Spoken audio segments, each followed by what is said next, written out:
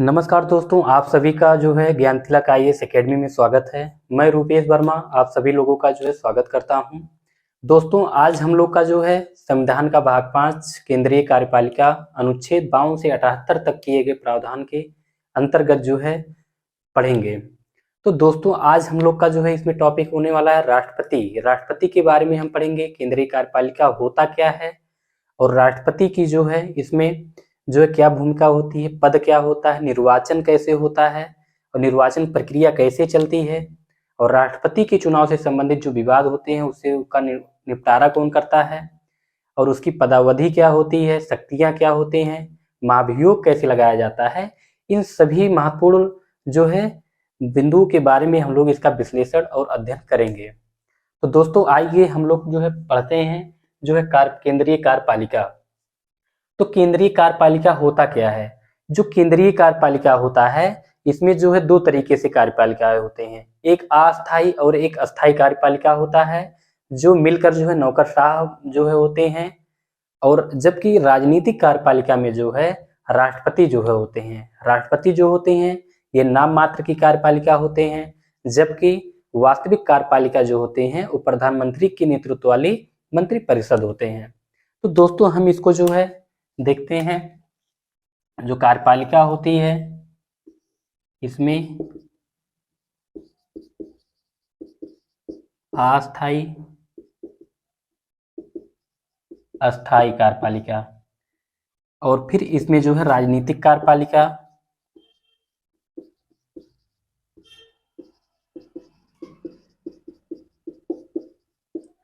राजनीतिक कार्यपालिका, और इसको जो है अस्थायी और अस्थायी को मिलाकर जो है नौकरशाह,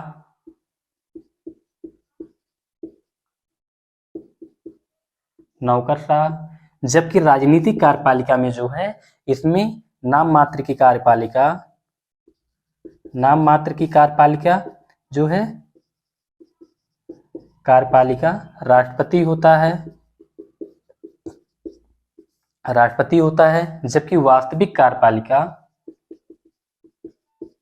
वास्तविक कार्यपालिका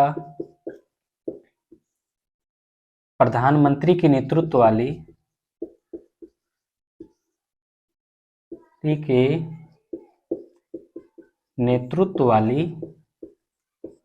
मंत्रिपरिषद, मंत्रिपरिषद होती है। तो दोस्तों, ये तो आपका जो है केंद्रीय कार्यपालिका हुआ, और इसमें जो है नाम मात्र क्या होता है और वास्तविक कार्यपालिका क्या होता है, हमने आप लोग को ये बताया कि नाम मात्र की कार्यपालिका का संवैधानिक अध्यक्ष राष्ट्रपति होता है, जबकि वास्तविक कार्यपालिका का अध्यक्ष जो होता है वो प्रधानमंत्री होता है। प्रधानमंत्री के नेतृत्व वाली जो मंत्रिपरिषद होते हैं वो क्या करते हैं, ये राष्ट्रपति को सहायता और सलाह देते हैं।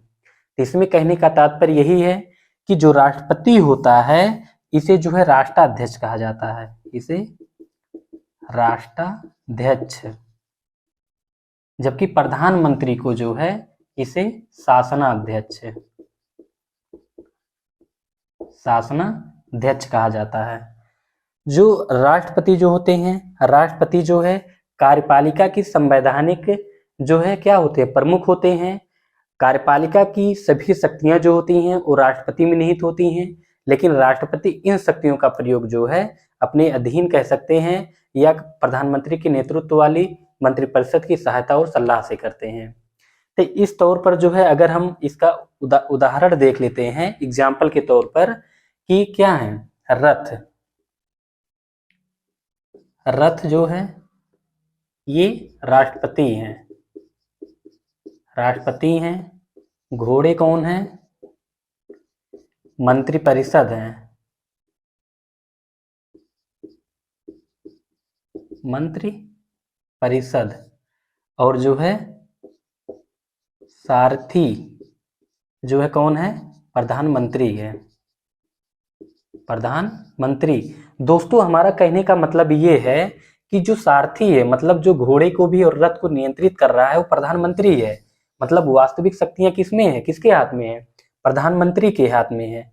और जो है इसमें कहने का मतलब यही है कि जो रथ है वो राष्ट्रपति रूपी रथ है, और घोड़े रूपी जो जो मंत्री रूपी घोड़े हैं वो रथ को खींच रहे हैं, मतलब राष्ट्रपति को सहायता और सलाह दे रहे हैं, और जो प्रधानमंत्री रूपी है ये जो है मंत्री को जो है इनका नेतृत्व और इनका प्रधान है, शक्तियों का वास्तविक उपयोग कर रहे हैं।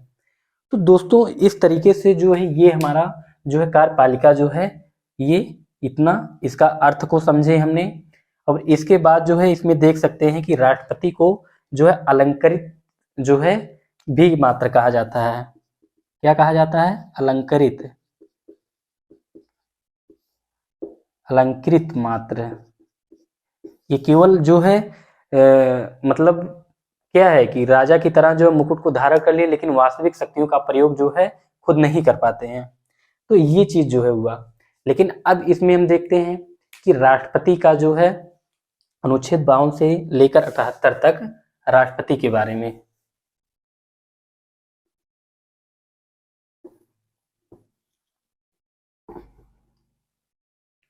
राष्ट्रपति,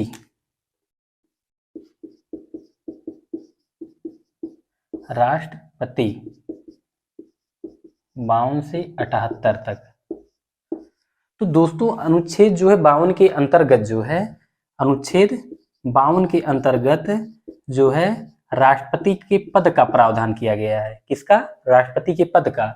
और अनुच्छेद जो 53 आपका है, अनुच्छेद 53 कहता है कार्यपालिका का संवैधानिक प्रमुख जो होता है वो राष्ट्रपति होता है, और कार्यपालिका की सारी शक्तियां जो है राष्ट्रपति में ही निहित होती हैं, लेकिन इन शक्तियों का प्रयोग जो है वह मंत्रिपरिषद के सहायता और सलाह से करेगा। तो ये चीज क्या है इसमें?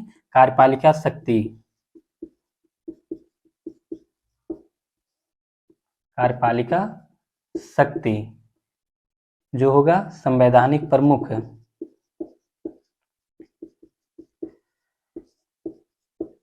संवैधानिक प्रमुख कौन है? राष्ट्रपति हैं, राष्ट्रपति हैं। शक्ति भी इन्हीं में निहित है,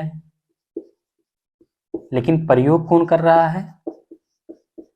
मंत्रिपरिषद, मंत्रिपरिषद। तो ये चीज जो है दोस्तों आप लोग का राष्ट्रपति का पद हुआ। लेकिन अगर पद के बाद जो हम राष्ट्रपति का जो है निर्वाचन देखते हैं, राष्ट्रपति का निर्वाचन होता कैसे है? जो है निर्वाचन,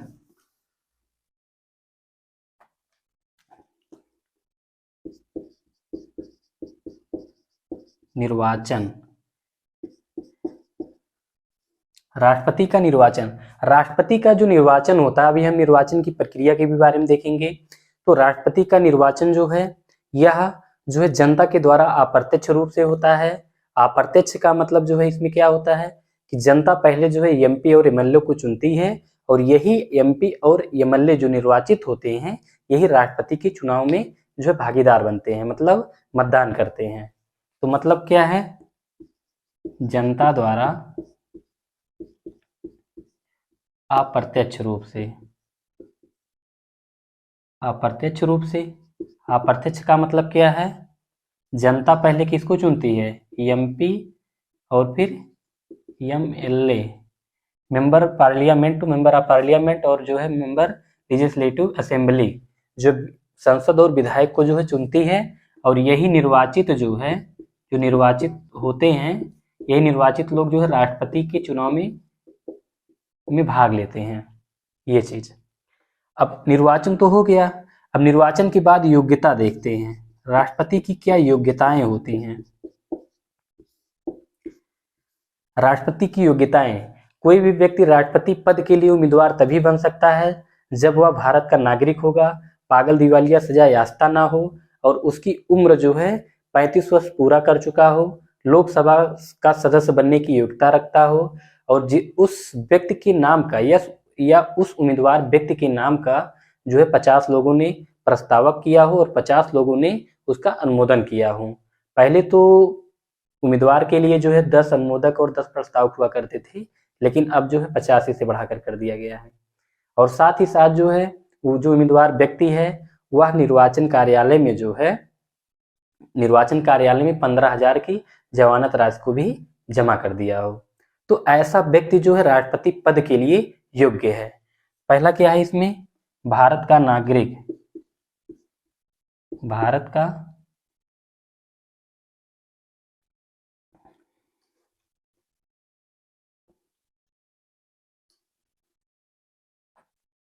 पहला क्या है, भारत का नागरिक हो,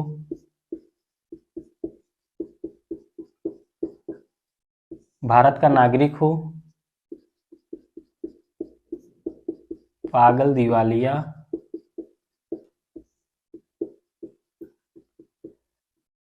सजा याफ्ता ना हो, उम्र जो है कितनी उम्र, 35 वर्ष पूर्ण कर चुका हो, पूर्ण कर चुका हो, लोकसभा सदस्य, लोकसभा का सदस्य बनने की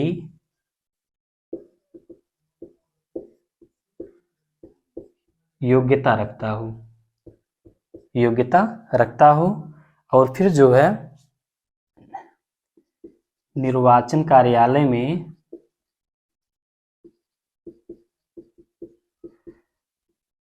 15,000 जमानत राशि के रूप में जो है जमा कर दिया हो। फिर जो है 50 प्रस्तावक, 50 अनुमोदक, अनुमोदक होना चाहिए।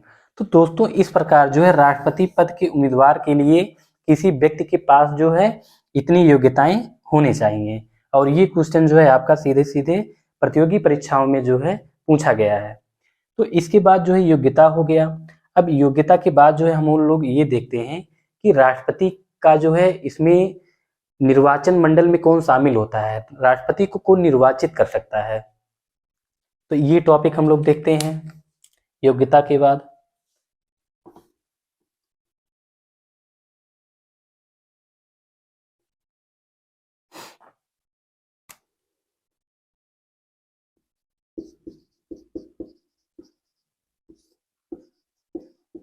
निर्वाचक मंडल में कौन,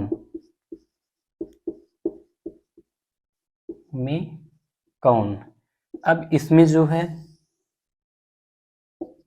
राष्ट्रपति के निर्वाचन में जो है इसमें राज्यसभा लोकसभा के जो निर्वाचित सदस्य होते हैं वो भाग ले सकते हैं, और राज्यों की जो विधानसभाओं के जो है निर्वाचित एमएलए होते हैं वो भाग ले सकते हैं, और दिल्ली और पांडिचेरी जैसे केंद्र शासित प्रदेशों के जो जो एमपी एमएलए होते हैं वो इस राष्ट्रपति के निर्वाचन में भाग ले सकते हैं।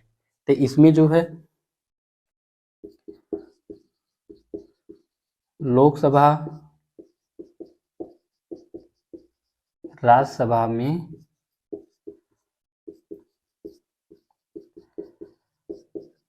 निर्वाचित एमपी, निर्वाचित एमपी, और फिर जो है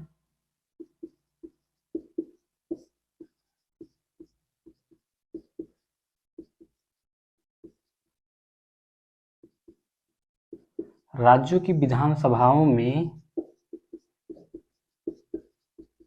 निर्वाचित एमएलए, निर्वाचित एमएलए सभी एमएलए, और फिर जो है इसमें दिल्ली पांडिचेरी जैसे केंद्र शासित प्रदेश के जो है निर्वाचित एमएलए, निर्वाचित एमएलए। तो इतने लोग जो है राष्ट्रपति के चुनाव में जो है भागीदारी बन सकते हैं, राष्ट्रपति के चुनाव में जो है मतदान दे सकते हैं। तो ये हो गया कि राष्ट्रपति के निर्वाचन में कौन भाग ले सकता है।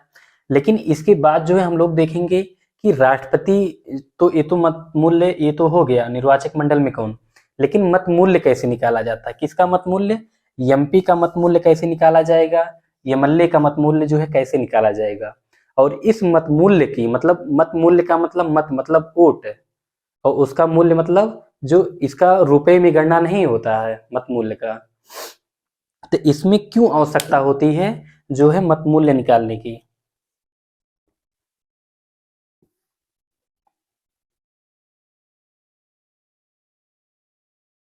मत मूल्य कैसे निकाला जाता है, मत मूल्य कैसे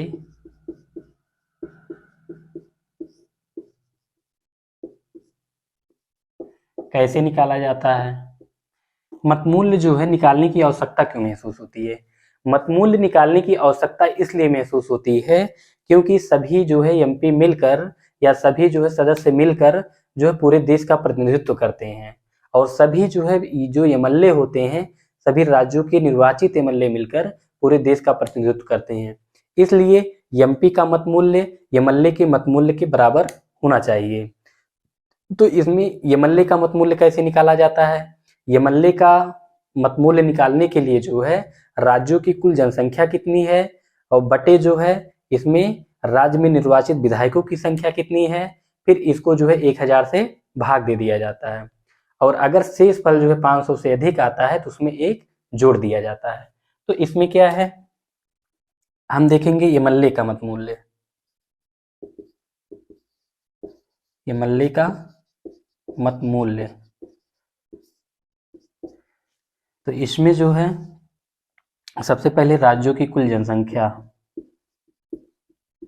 राज्यों की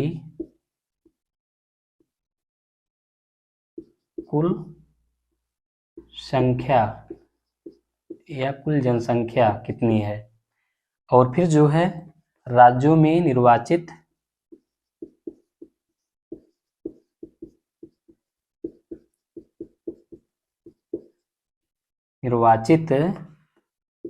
कुल एमएलए की संख्या, कुल एमएलए की संख्या कितनी है, फिर इसे जो है 1000 से भाग दे दिया जाता है, 1000 से भाग दे दिया जाता है और फिर जो है अगर शेष फल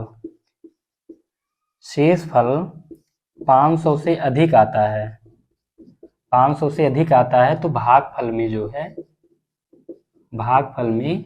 एक जो है जोड़ दिया जाता है, एक जो है जोड़ दिया जाता है। तो दोस्तों इस प्रकार जो है इसमें जो है एमएलए का जो है मतमूल्य निकाला जाता है, ये एमएलए का मतमूल्य है। अब फिर इसके बाद जो है हम लोग देखेंगे कि एमपी का मतमूल्य कैसे निकाला जाता है। एमपी मेंबर ऑफ पार्लियामेंट का मतलब जो संसद सदस्य होते हैं।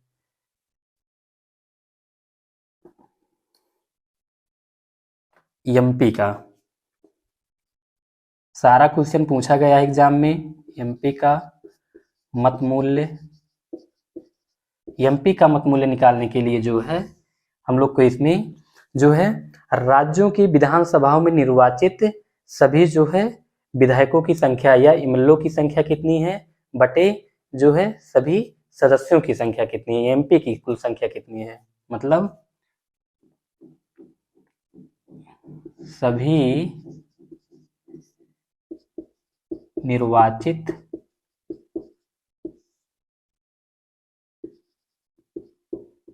एमएलए की कुल संख्या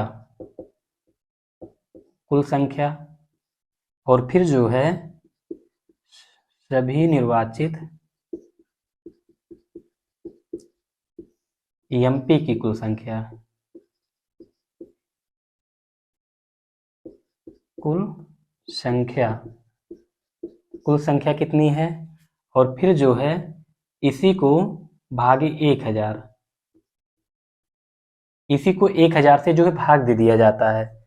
फिर अगर इसमें भी जो है वही चीज, अगर शेष फल 500 से अधिक आता है तो भागफल में एक जोड़ दिया जाता है, एक जोड़ दिया जाता है। दोस्तों इस प्रकार जो है इसमें एमपी का मतमूल्य जो है निकाला जाता है। अब एमपी की मतमूल्य के बाद जो है हम लोग ये देखेंगे कि राष्ट्रपति के निर्वाचन में जो विवाद उत्पन्न होता है उस विवाद का निपटारा कौन करता है। राष्ट्रपति के चुनाव में विवाद का निपटारा,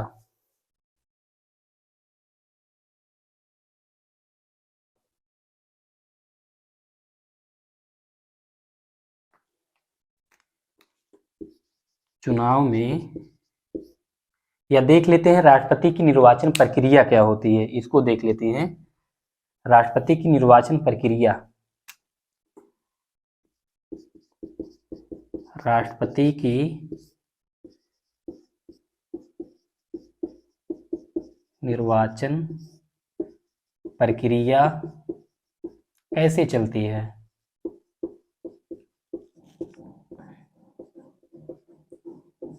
कैसे चलती है। तो दोस्तों राष्ट्रपति का निर्वाचन प्रक्रिया कैसे चलती है, ये चीज है। राष्ट्रपति का जो निर्वाचन होता है यह अनुपातित प्रतिनिधित्व के एकल संक्रमणीय पद्धति के द्वारा होता है। इसमें जो है 1, 2, 3 वरीयता क्रम में जो है मत दिए जाते हैं और जब मतदान समाप्त हो जाता है तो मतगणना प्रारंभ होता है। लेकिन मतगणना प्रारंभ होने से पूर्व जो है इसमें निर्धारित कोटा मतलब जो है कोटे को, निर्वाचन कोटे को फिक्स किया जाता है और जो ये निर्वाचन कोटा होता है यह 50+1 होता है। 50+1 अर्थात आधे से जो भी उम्मीदवार एक वोट अधिक पा जाता है उसे विजयी घोषित कर दिया जाता है। लेकिन दोस्तों हम लोग को इसमें ये देखना है कि क्या मतलब जो प्रथम दौर की या प्रथम जो है, अगर प्रथम वरीयता क्रम में कोई व्यक्ति जीत जाता है तो क्या उसे विजयी घोषित कर दिया जाएगा अगर मत प्राप्त हो जाता है? जरूर। तो इसमें जो हम पहले देखते हैं कि जो है प्रथम दौर की मतगणना प्रारंभ होगी और प्रथम दौर में जो है राष्ट्रपति के प्रथम वरीयता को मत को गिना जाएगा। जब राष्ट्रपति के प्रथम वरीयता के मत को गिना जाएगा तो इसमें जो है देखा जाएगा कि किसी उम्मीदवार को निर्वाचित या निर्वाचन कोटे के बराबर जो है, जो कोटा निर्धारित किया गया था 50+1, क्या उसके बराबर किसी व्यक्ति को, उम्मीदवार को जो है वोट मिला है, मत मिला है। अगर मत मिला होगा तो उसे विजयी घोषित कर दिया जाएगा। लेकिन द्वितीय दौर फिर अगर नहीं है तो फिर द्वितीय दौर प्रारंभ होगा और इसमें द्वितीय वरीयता के मत को जो है गिना जाएगा। लेकिन द्वितीय वरीयता के मत को गिनने से पहले जो है इसमें जो प्रथम वरीयता में जो है जो उम्मीदवार जो है वोटों की संख्या में सबसे पीछे रह जाता है उसे द्वितीय वरीयता में जो है उसे बाहर कर दिया जाता है। लेकिन जो उसके वोट होते हैं उसके वोट को रख लिया जाता है। अब जब द्वितीय वरीयता का मत जो है गिना जाएगा इसमें, तो इस द्वितीय वरीयता में जो व्यक्ति सबसे आगे होगा फिर उससे कम फिर उससे कम, तो उसी अनुपात में जो है इस वोट का वितरण कर दिया जाएगा जिस उम्मीदवार को प्रथम वरीयता में निकाल दिया गया था। अब फिर इसके बाद देखा जाएगा कि क्या किसी उम्मीदवार को निर्धारित कोटे के बराबर जो है मत मिला है। अगर मिला होगा तो जो है इसे विजयी घोषित कर दिया जाएगा। इस प्रकार दोस्तों इसमें जो वोटों का जो संक्रमण होता है वह नीचे से ऊपर की ओर होता है, इसीलिए इसे एकल संक्रमणीय मत पद्धति कहा जाता है। अब इसको हम थोड़ा फ्लो चार्ट में जो है देख लेते हैं। जैसे इसमें क्या होता है, पहले इसका निर्वाचन कैसे होता है, आनुपातिक प्रतिनिधित्व के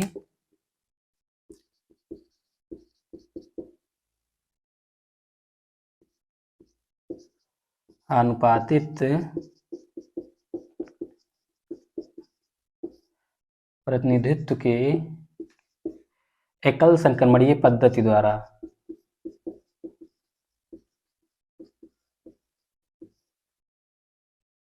एकल संक्रमणीय पद्धति द्वारा होता है। अब इसमें जो है ये तो होता है, इसमें 1, 2, 3 वरीयता क्रम में मत गिने जाते हैं।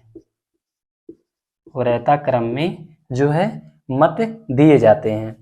अब मत देने के बाद जो है जब मत दिया जाता है या मतदान होता है, जब मतदान जो है समाप्त हो जाता है तो मतगणना प्रारंभ होती है। मतगणना, लेकिन मतगणना जो है प्रारंभ होने से पूर्व जो है पूर्व निर्धारित कोटा फिक्स किया जाता है। निर्वाचन कोटा निर्वाचन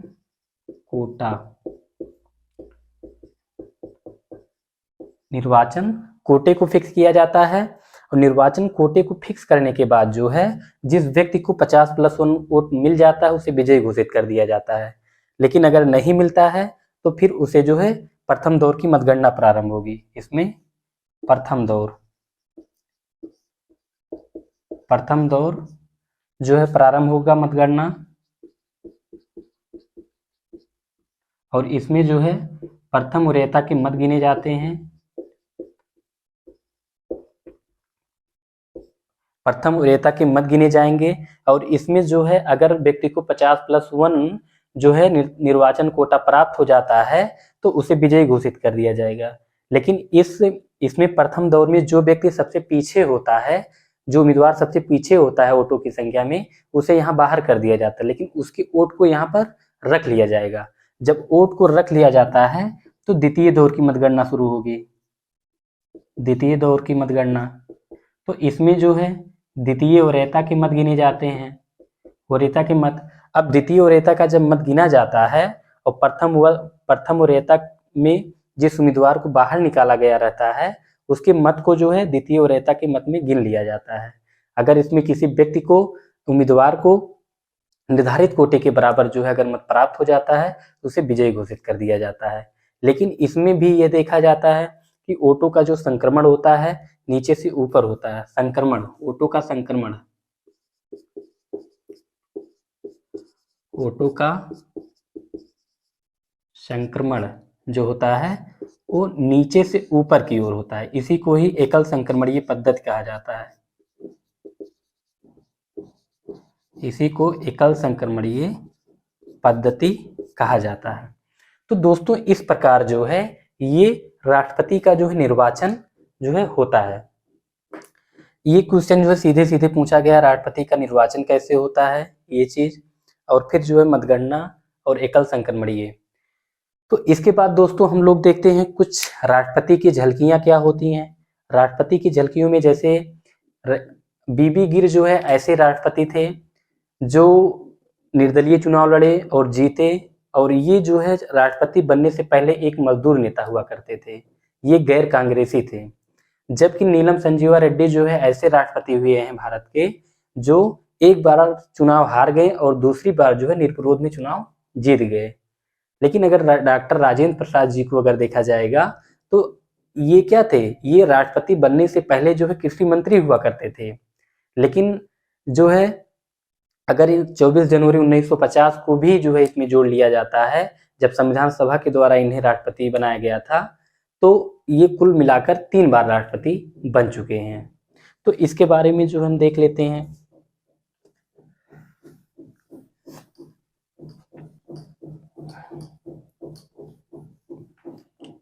राष्ट्रपति की झलकियां, राष्ट्रपति की झलकियां। अब इसमें जो है क्या है, बीबी गिरी ये क्या थे, ये जो है गैर कांग्रेसी थे।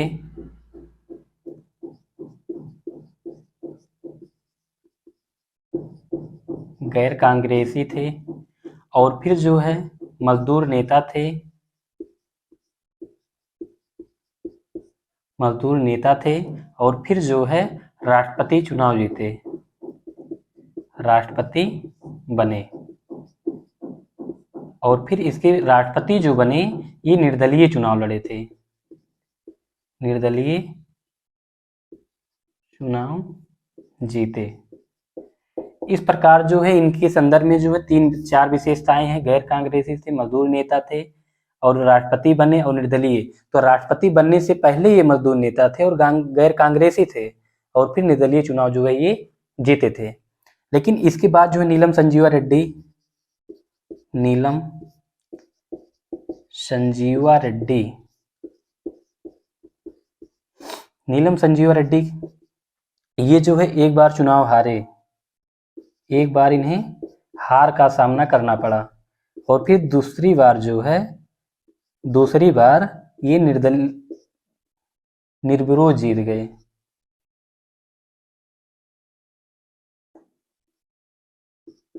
निर्विरोध चुनाव जीते।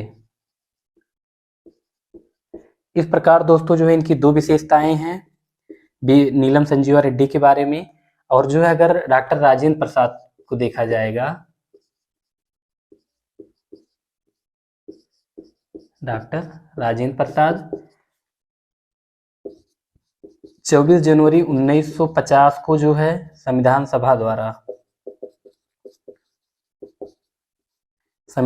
द्वारा जो है प्रथम राष्ट्रपति बनाया गया। लेकिन अगर 2 बार और ये बने थे उनको जोड़ लिया जाएगा तो टोटल ये जो है 3 बार राष्ट्रपति बन चुके हैं। भारत में जो है कौन कितनी बार राष्ट्रपति बन सकता है, इसका भी जो है प्रश्न उठता है। भारत में जो है कोई भी व्यक्ति जब तक चुना जाता है तब तक वो राष्ट्रपति बन सकता है। इसके संदर्भ में जो है संविधान मौन है। लेकिन अगर अमेरिका में देखा जाएगा तो अमेरिका में जो है कोई भी व्यक्ति 2 बार से अधिक राष्ट्रपति जो है नहीं बन सकता। जैसे लेकिन वहाँ के जो है रूजवेल्ट ऐसे व्यक्ति थे, ऐसे उम्मीदवार थे जो 3 बार जो है अमेरिका के राष्ट्रपति बने हैं। और फिर जो है इसके बाद देखा जाएगा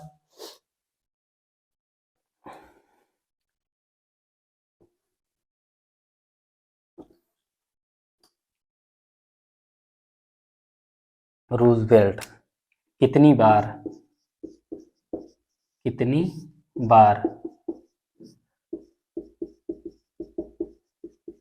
राष्ट्रपति बना जा सकता है।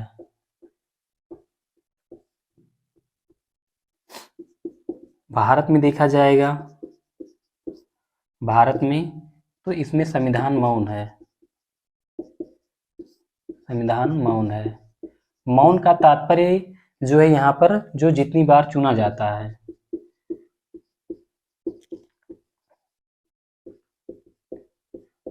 जो जितनी बार चुना जाता है उतनी बार जो है बन सकता है। लेकिन अमेरिका में 2 बार जो है कोई व्यक्ति बन सकता है। लेकिन रूजवेल्ट जो थे, रूजवेल्ट ये जो है 3 बार बने थे, 3 बार राष्ट्रपति बने थे। तो इस प्रकार दोस्तों जो है आप लोग का जो है यहाँ तक हमने बताया। अब इसके बाद जो है आप लोग का जो है इसमें राष्ट्रपति के निर्वाचन से संबंधित विवाद जो उत्पन्न होता है, कौन इसका निर्धारण करता है, इस समस्या को कौन समाधान करता है, सुप्रीम कोर्ट करेगा, शपथ कौन दिलाता है, इसको जो है हम इसकी पदावधि क्या होते हैं, महाभियोग क्या होते हैं, कार्य एवं शक्तियाँ क्या होती हैं, इसको हम अगले क्लास में देखते हैं। दोस्तों वीडियो अच्छी लगे तो वीडियो को जो है लाइक करिए, चैनल को सब्सक्राइब करिए और जो है वीडियो को अधिक से अधिक शेयर करिए। धन्यवाद।